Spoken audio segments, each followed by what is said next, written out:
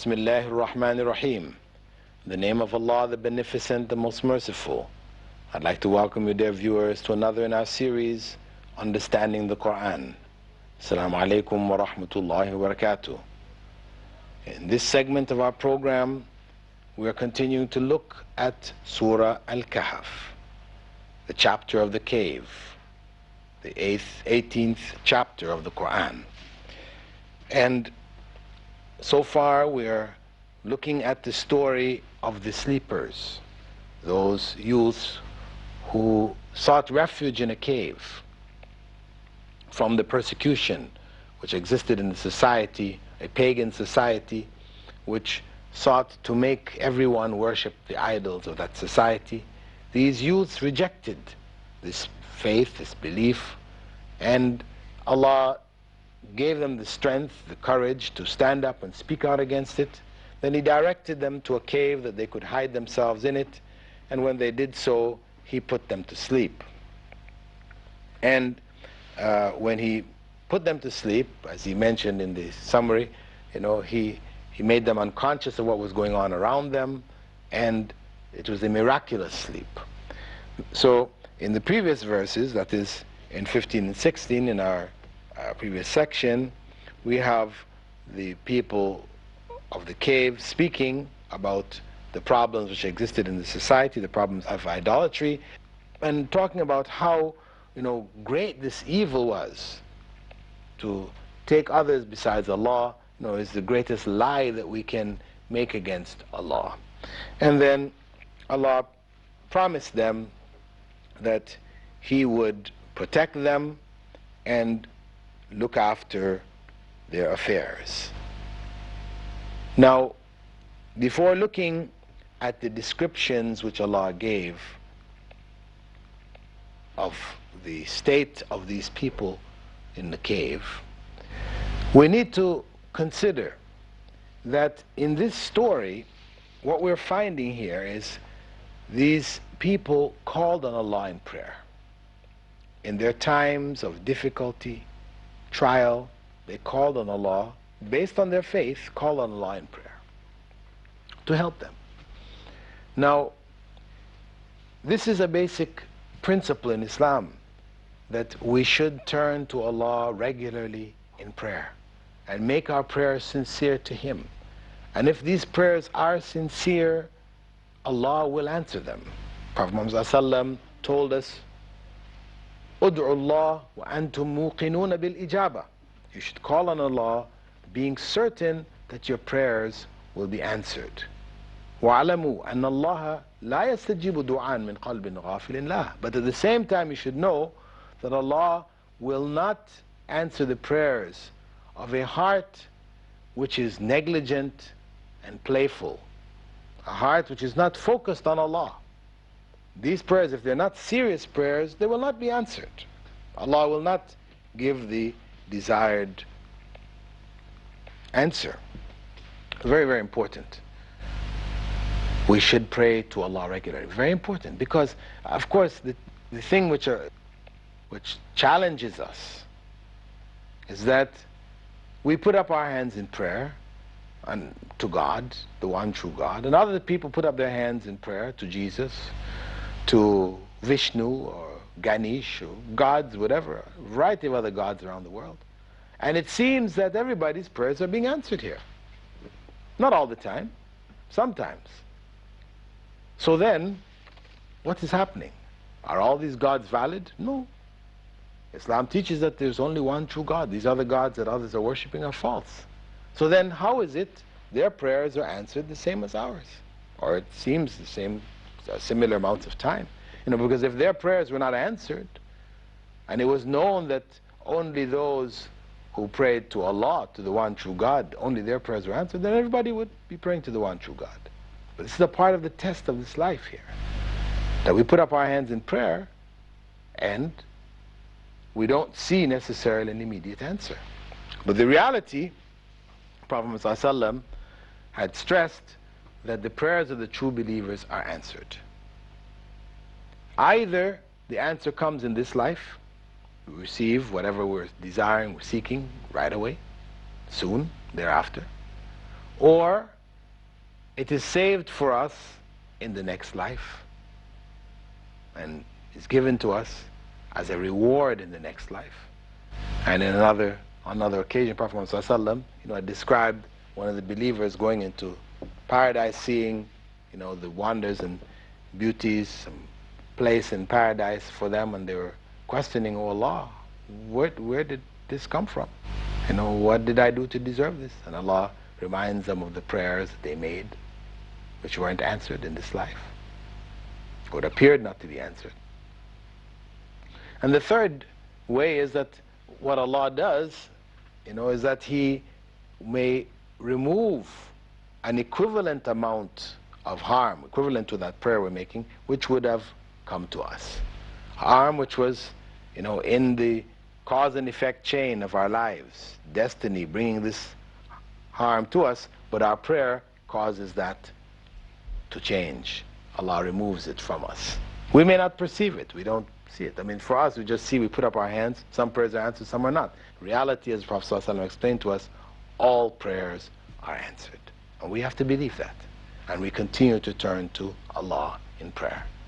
Again, the idea comes to us, but if it's all written already, what is the point of praying? Well, the point is that what is written is what we do. If we turn to God in prayer now, this is what was written, that we were going to do this. If we don't turn, it is written that we don't. And when we raise our hand in prayer, then Allah rewards us for that prayer. So it is incumbent, it is compulsory for the believer to turn to Allah in prayer, to humble himself and herself before God. Not just to go through the rituals of prayer, but to really come from the heart to God. And this is something which most of us find difficulty, except in times of tragedy. Of course, when we have problems, calamity strikes, we turn up to God, "Oh God, help us," so and so.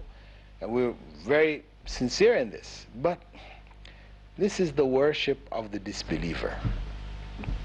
That even the disbeliever who claims there is no God, or God has nothing to do with our world, etc., when he or she finds himself or herself in a critical circumstance, flying on an airplane, they look out the window and they see one of the engines fall off and the plane goes into a dive. Here is now the atheist, the one who said there's no God, or the deist who says God has nothing to do with this world, everything's happening as it is. Now we find them calling out, "Oh God, oh God, oh God, oh God." Calling on God. This is something anybody can do. And in times of difficulty and trial, we do it. But the time to worship God is when there is no difficulty and trial. To turn to God in our lives where there are no calamities and sincerely bring our hearts out to God. If we do this, then when we call on Him in times of need, these prayers are true prayers, true acceptable prayers. And of course, as is in the case of the story of the people of the cave, when their situation became trying, they sought refuge, they turned to God in prayer, and God protected them. This is the message of this story. Very important. I wouldn't say it's the total message, but it's a major aspect of the message. That we turn to God in prayer and He will protect us. In verse 17, Allah begins to describe for us the scene of the people inside of the cave. He says, بسم الله الرحمن الرحيم وترى الشمس إذا طلعت تزاور عن كهفهم ذات اليمين وإذا غربت تقرضهم ذات الشمال وهم في فجوة منه ذلك من آيات الله من يهد الله فهو المهتد ومن يضلل فلن تجد له وليا مرشدا. You would have seen the sun when it rose inclining to the right of their cave, and when it set, turning away to their left, while they lay in the middle of the cave. That was one of Allah's signs. Whoever Allah guides is rightly guided, but whoever He allows to stray, you will not find any friend to guide him. In verse 17, Allah begins to describe for us the scene of the people inside of the cave. He says, بسم الله الرحمن الرحيم وترى الشمس إذا طلعت تزاور عن كهفهم ذات اليمين وإذا غربت تقرضهم ذات الشمال وهم في فجوة منه ذلك من آيات الله من يهد الله فهو المهتد ومن يضلل فلن تجد له وليا مرشدا. You would have seen the sun when it rose inclining to the right of their cave, and when it set, turning away to their left, while they lay in the middle of the cave. That was one of Allah's signs. Whoever Allah guides is rightly guided, but whoever He allows to stray, you will not find any friend to guide him. Allah describes the scene, the cave. It wasn't sealed as is in the legend of the sleepers of Ephesus. It wasn't sealed up. It was just away from the normal path of the civilization that people would come across them. It was in a hidden area. Caves, usually on the sides of mountains. It was a cave whose position was such that when the sun rose and set, the rays of the sun would come into the cave, but not the direct rays. It was only when the sun, in other words, when the sun reached the meridian, it would not be shining directly into the cave. So the cave, the angle of the cave was away from the direct rays of the sun. So it was only when the sun was rising and when it was setting that the indirect rays would enter into the cave. And they were lying in the middle of the cave. And this is an important point. This is something which goes into science, etc. Wherein Allah is describing a situation that the sunlight coming into the cave was necessary. Human beings are in need of sunlight. If they remain in darkness, then they become diseased. People who are kept in dungeons and kept away from sunlight, this vitamin D, etc., which comes from sunlight, is critical. So they become sickly. Their skin develops all kinds of, sores and things like this. The body starts to break down. There is a need for sunlight. So sunlight goes in the cave. But the direct rays of the sun, if they have the direct rays of the sun on the body, it would keep the body so warm, etc., that it would lead them to deteriorate. So, the cave was in such a position that it provided sufficient sunlight to keep the bodies healthy, because Allah didn't want them to die and then bring them back. He put them in a state of sleep, so they had to remain living. So sunlight, which was necessary, reached them, but at the same time they were protected from the direct rays of the sun, which could have caused their bodies to decompose, etc. So it's a miracle from Allah, but it's also in keeping with some of, many of the laws that we know of science governing human bodies, etc. Though the length of time, as we'll come to see, goes far beyond, what we know in science today. Allah then goes on to say, after describing them, in the same verse, He goes on to say that whoever Allah guides is rightly guided. It is though true guidance is the one which comes from Allah. Human beings who think of themselves as being guided because they're guided, to right and wrong based on their knowledge of right and wrong. You have some people who say, listen, I do good, I avoid evil, not because I believe in God. God told me not to do this. I know it's wrong. I know what right is, so that's what I do. The reality is that one who functions in this way, yes, he or she may be good, they will do what's right, etc. sometime, but not all the time. When doing what's good and right becomes unprofitable, it becomes problematic, creates problems for the individual, then he'll give it up. Or if everybody around him is doing evil, then he'll go and join in that evil. There's no profit in it anymore. So what keeps that person on an even keel, sticking with what is right, is that knowledge of God. That God has instructed that we shouldn't do this. And that's why Allah calls it right guidance. One who follows instructions of God is truly guided. One who follows his own interpretations, then he is not truly guided. He'll be good sometimes, but he'll be bad at other times, knowing full well that what he's doing or she is doing is bad. Then Allah goes on to say, and He, Allah, allows to stray.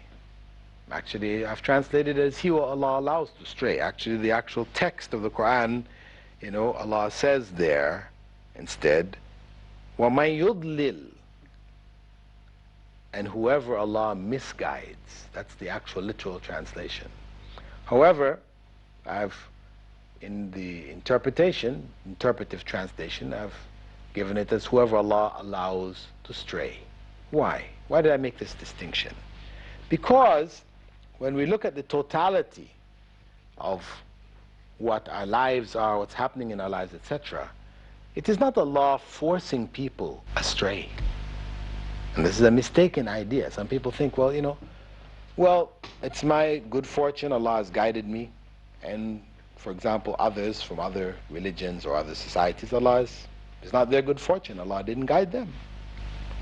So it's like arbitrary. Allah looks at His creatures, He says, I like this group and I'll guide them, and this group, I don't like them, so I won't guide them. Arbitrary. No, this is not how guidance comes, and this is not where misguidance comes from. We choose guidance. When we choose it, when we seek it, when we desire it, then God guides us. When we reject guidance, the evidence comes to us, the information is there, but we don't follow it. We don't want it. We prefer misguidance. We prefer evil. Then Allah permits us to take that path. If we weren't permitted, if we were forced only to do what is good, what Allah really wants from us, then we would have no free will. We would be like the angels, only doing what Allah has commanded. But we as creatures, human beings, we've been given the ability to choose between right and wrong, the choice between worshipping God, obeying Him, or not. So when we choose guidance, when we seek good, etc., Allah guides us. But it is our initial effort, our own desire, our own goodness, which earns us the guidance of Allah. And it is our own evil, our rejection, which then earns us misguidance. We misguide ourselves, we go astray, and Allah permits us to go astray. So He refers to it as His sending us astray. Why? Because if He wished us to stay on the right path, regardless, not giving us any choice, He could have done that.